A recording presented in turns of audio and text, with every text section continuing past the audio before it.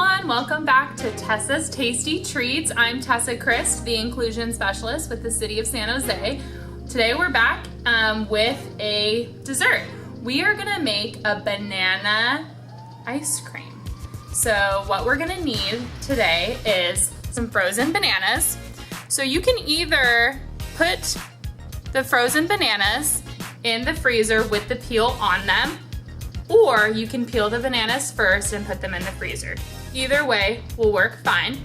The only thing is, if you do put the bananas in the freezer with the peel on, you're gonna wanna leave them out for about 15 minutes to thaw a little bit, because they're gonna be really hard to peel once you take them out of the freezer. So I let these thaw for about 15 minutes and then I peeled them, and now they're ready to go.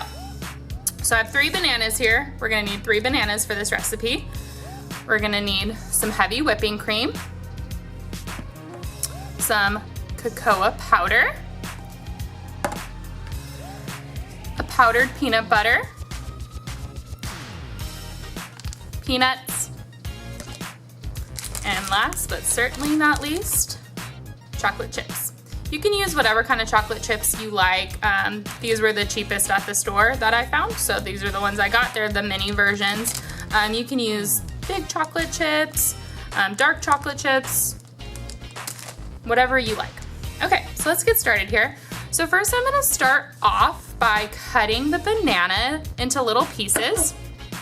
This is just gonna help when we put it in the blender to blend a little bit easier. If you throw in the whole banana, it will eventually blend. It's just gonna take a little bit longer. So I find cutting the bananas up is easier.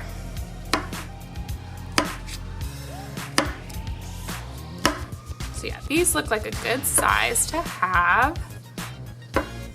And you can see like the banana is a little bit moldable, but it's still pretty hard. So that's kind of the consistency we're looking for. If it is more on the frozen side, that's totally fine. It might be a little bit harder to cut. That's okay.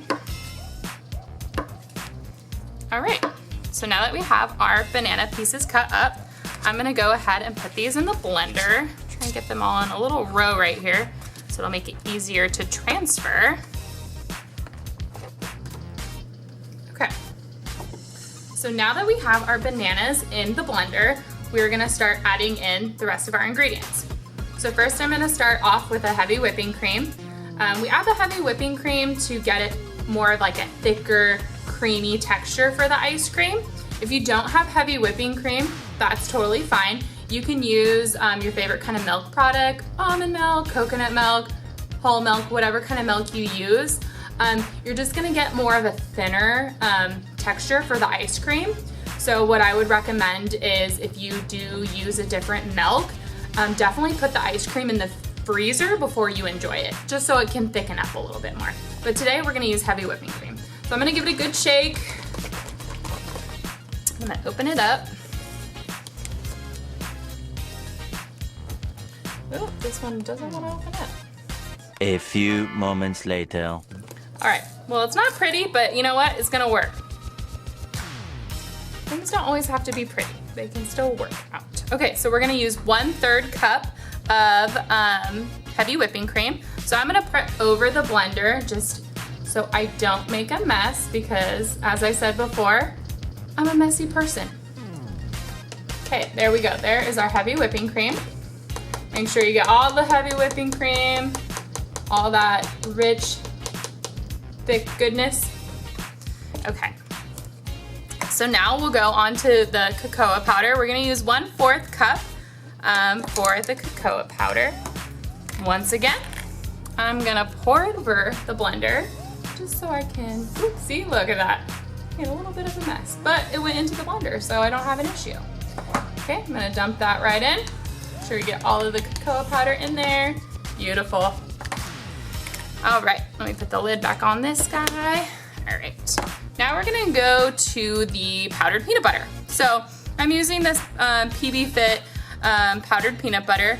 This is something you actually don't need to use. I use it because, first of all, I love peanut butter, but it does give it more of a thicker texture. So that's why I like to add it.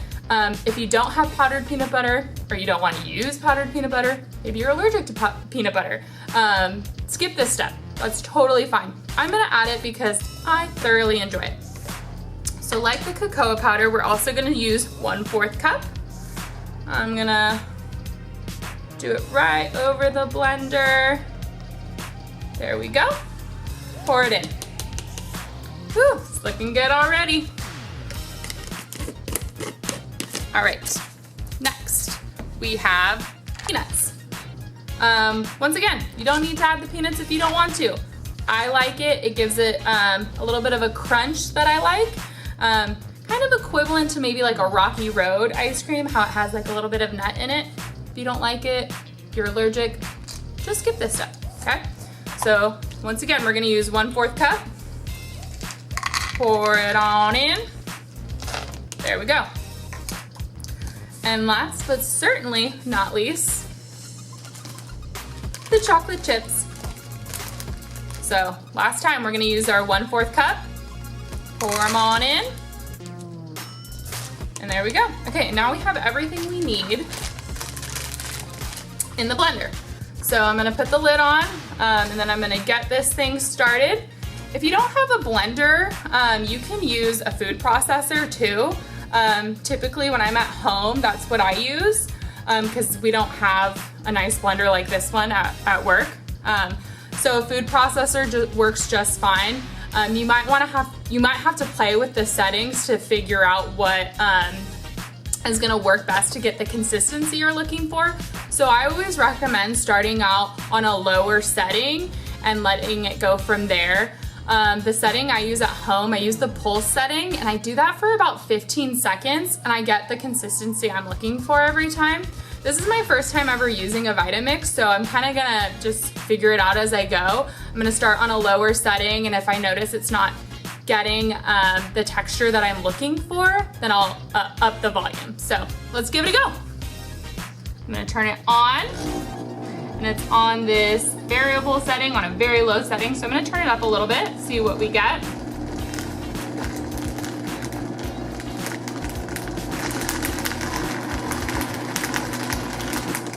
Okay, I'm gonna turn it on to high and see what happens. Ready? Here we go.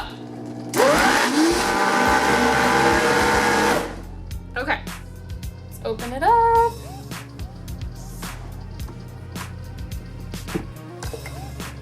Ah, this looks beautiful. So you'll see here we got a nice thick texture. This is like exactly what I'm looking for.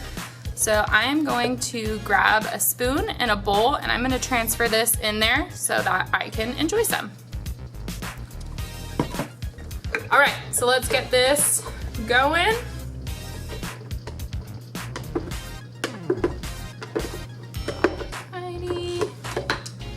So I'm getting a nice thick, ooh, look at that, that looks great.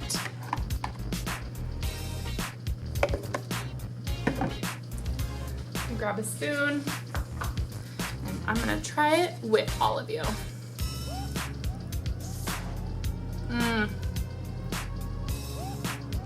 That is so good. So yeah, I definitely taste the peanut butter in here. The little chocolate chips and the peanuts are ground so perfectly where you just get a little bit of a crunch, but it's not too overpowering on your teeth. This is so good.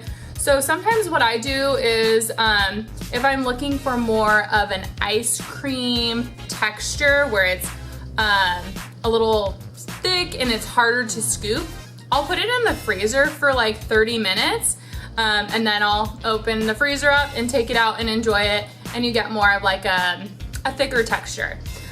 If you don't want to, it tastes just as good as is. It's just more of like a pudding consistency, I would say, versus an ice cream consistency. Both are good, just depending on what you're looking for. Either eat it like this, or if you want more of an ice cream taste, put it in the freezer. So, thank you everyone for being here for Tessa's Tasty Treats. I'll see you again soon. Bye!